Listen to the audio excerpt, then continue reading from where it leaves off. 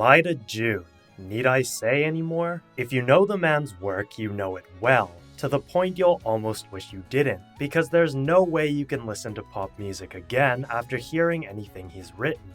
Why? Simple. Because it's so goddamn good that nothing else in the genre will ever live up to it. Say what you want about Maeda's stories and vampiric thirst for the tears of his audience, this man has an uncanny ability to write incredible pop music that surpasses the levels of what most people would assume pop music is capable of achieving. This is a man that laughs in the face of single key changes and 4/4 rhythm patterns. So, should we make something complex for the aficionados, or would you rather make something kind of simple and catchy for the masses?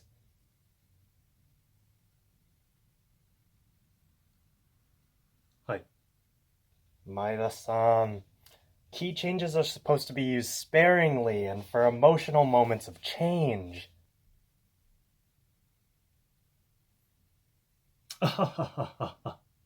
Maeda Jun is a crazy anomaly in the world of pop music. He's somehow managed to capitalize on the aesthetic of standard J-pop sounds and turned it into highly complex music so that fans without musical training can just enjoy how it sounds, while music analysts and enthusiasts can't help fawning over the insane amounts of high-level composition techniques being thrown into a song without making it sound jarring. And so it should come as absolutely no surprise that the opening single for his newest work, Kamisama ni Natta Hi, The Day I Became God, is yet another absolute masterpiece to add to his list.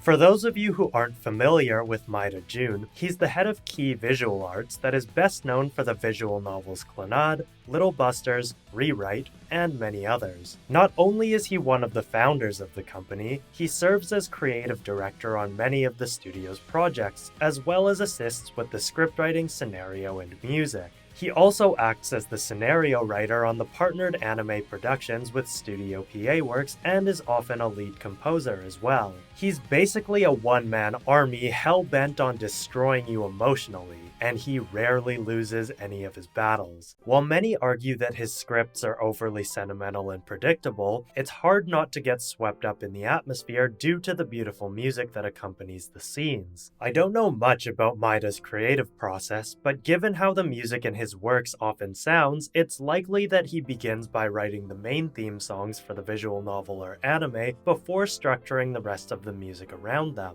And because he has such a knack for matching the song's emotional depth to that of the work it's being written for, this often leads to complete control over the audience's emotions regardless of whether they actually end up enjoying the story or not. To add a little more about his musical repertoire, Maeda teamed up with singer Yanagi in 2011 to compose and produce the album Owari no Hoshi no Love Song, leading to its release in 2012 and becoming the foundation for Kamisama ni Natta Hi's killer opening track Kimi toいう神話, A Legend Called You. So let's take a deeper look into the composition of the track to see if we can delve a little deeper into the mind of everyone's favorite tear vampire. First off, I want to go over the instrumentation because it's a perfect example of how Maeda creates his musical works both structurally and developmentally. Like any standard J-pop song, the track features a pretty normal band setup to back the vocal performance from Yanagi, an electric and acoustic guitar, bass guitar, drums, and piano.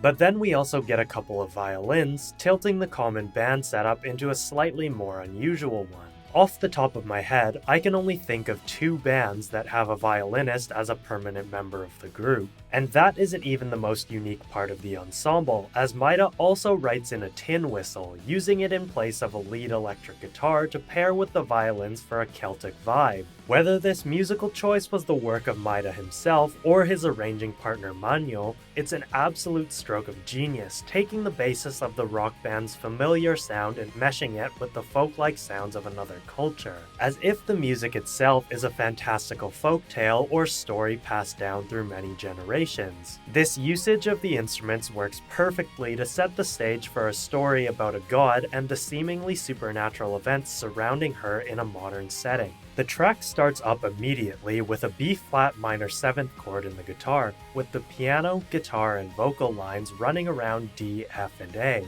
outlining the relative minor of our D-flat major key as it drops down to an A-flat and rises up to D-flat before dropping to a D-flat over G-flat. If you're familiar with pop music structure, you'll recognize this as the 4-chord progression that utilizes the 1, 4, 5, and 6 chords, in this case going 6, 5, 1, 4. What this does is set up a familiar sound for the listener right from the get-go so that we're in a comfortable, if not overly predictable space within the music.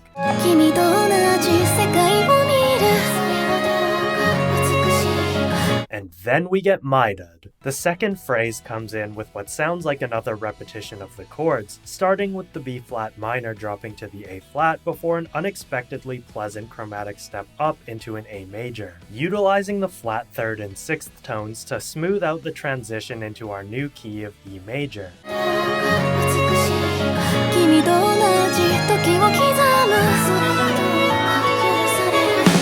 This step up is representative of the longing yet hesitant feelings encapsulated by the lyrics, wondering if viewing the same beautiful sights and spending time together is really alright, given that, as Hina puts in the show, the end of the world is nigh. The bass guitar and drums are added into the mix from the start of our new section, cutting off the folk-like etherealism of the opening acoustic ensemble and sticking us in a more modern setting. This new modern section remains quite subdued, however, highlighting a more laid-back look at the lives of our protagonists, while the lyrics themselves are much more melancholic and reflective, as if this is all being seen from the future, or perhaps by an omniscient being that already knows of what's to come. This is represented by the tin whistle and violin doubling each other in counter melody to the vocal line at a much higher register, like an overseer unable to influence the events they've already witnessed. The vocal line itself is quite unique in the way that Maeda breaks up the phrasing of his lyrics. Maeda's melody lines often rely heavily on syncopation and upbeat entrances, and Kimi toいう神話 is no exception. The A section's opening lyric, Shiranai, ends with the syllable E on the 4th beat of the bar, tying over into the 2nd bar to create a suspended feeling that floats above the main melody and rhythms. This gives the music a sort of 3/4 feel, as the emphasis on the E at a higher tone implies the downbeat, or 1st beat of the new bar. This is also strengthened by the entrance of the tin whistle and violins coming in on the final syllable. The next lyric, Mama no Hoga, does an even stranger upbeat opening, coming in just before the 4th beat of the bar, leading into a descent that lands the final ga in the same situation as the E from before.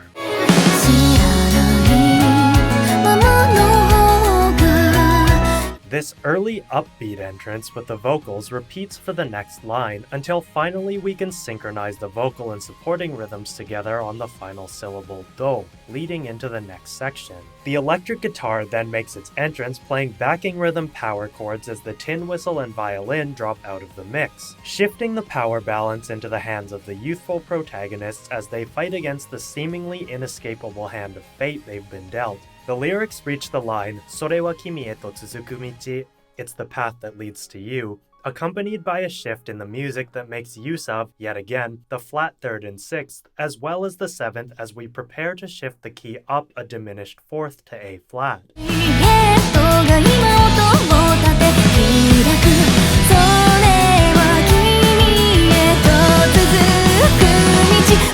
This rising figure gives us a feeling of hope, perhaps that the path that leads to you will help break free from the chains of destiny. And then we hit the chorus, where Maeda goes all in on his melodic suspensions and syncopations to the point that there isn't a single phrase, word, or hell, even a strong syllable that actually begins on a downbeat.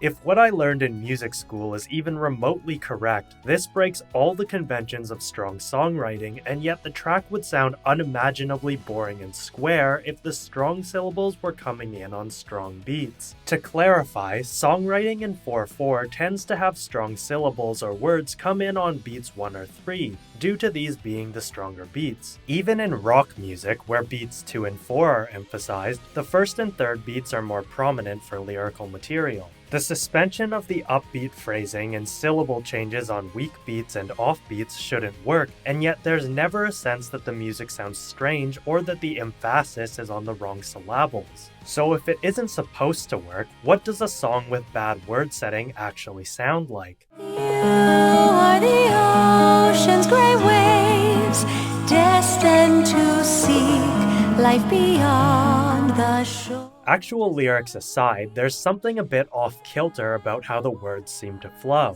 This track is written in 3/4, meaning that the strong beat is on 1, while 2 and 3 are both relatively weak, and yet in these 3 lines alone, we have the waters, the path is, the white light, and hand reach as. Strong syllables have not only been relegated to weak beats, but in these examples they're all on off beats, making them basically passing tones despite the fact that these should be the most important parts of the words. Perhaps you could blame the odd word setting on the translation team, but taking a listen to Amelie's version of the song, the word setting is immediately and infinitely better than the official one. But back to Kimi toいう神話, it's easy to look at this song and think, well, maybe it just sounds okay because I don't understand the language. But the thing about Japanese is that tonal emphasis isn't exactly something that exists, at least not in the same way that it does in English. What makes this melody so fascinating is the fact that, by all conventions, it looks as though it's just been shifted over to come in a beat early. And yet I can hardly even imagine what it might sound like if the phrases were coming in on beats 1 and 3, because the syncopations and weak beat entrances just work so perfectly. The floaty overarching nature of the rhythms, echoed repetitions of toku and toi, meaning far away and far, and just the way that the mix all comes together to blend the syncopated vocal line with the leading Celtic instruments and textural band instruments, leads to an outstanding work from our composer, arranger, and all the performers involved.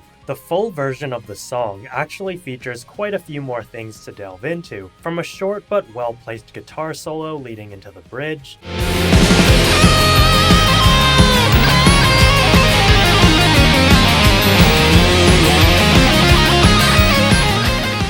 to an extended outro portion where Yanagi Nagi's lyrics continue on beyond what we expect, suspending the passage so that we aren't sure if the next 4 beats will be the last ones or not. Though knowing the language certainly helps a little bit more so that you can tell whether she's finished her sentence or phrase. If there's one thing that I think the composition failed in, it's actually the final return back into the D-flat major section from the beginning, as the final chorus's ending doesn't naturally set up a return, and so the transition from the final A-flat tonic resolution suddenly jumps up a whole step to a B-flat major 7th without warning.